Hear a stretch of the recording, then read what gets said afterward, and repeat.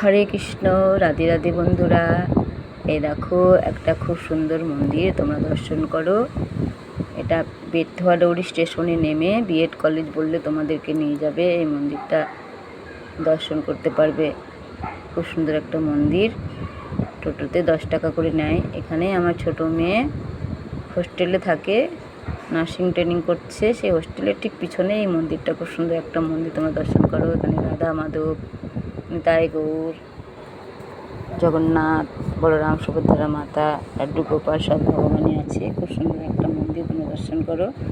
এখানে ভগবান শ্রীকৃষ্ণ যখন গিরি গোবর্ধন পর্বত এক আঙুলে তুলেছিলেন, সেই লীলাটা এখানে দর্শন করতে পারবে।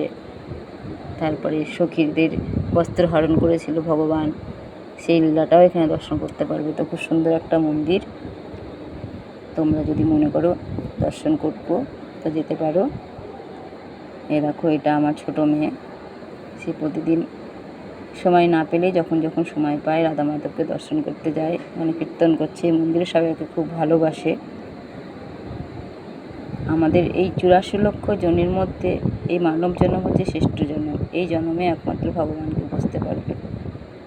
আমরা যখন মাতৃগর্ভে ছিলাম, ভগবানকে কথা দিয়েছিলাম, ভগবান আমার এই নরক যন্ত্রণা থেকে তুমি মুক্ত করো, আমি তোমার সদাই নাম ভজন কীর্তন তোমার গুণগান করব। কিন্তু আমরা সে কথা কেউ রাখি না, সব ভুলে গেছি। এই মায়ায় পড়ে সন্তান, টাকা পয়সা, ধন দৌলত, বাড়ি ঘর এই নিয়ে আমরা ব্যস্ত থাকি। ভগবানের জন্য আমাদের এতটুকু সময় নেই।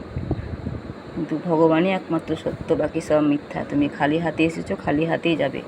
কেউ তোমার সঙ্গে আসেনি, কেউ তোমার সঙ্গে যাবে না। আর কেউ তোমার এখানে কেউ তোমার না, একমাত্র ভগবানই তোমার। আমাদের সবাইকেই ভগবানের সেবা পুজো আর্চা করা উচিত।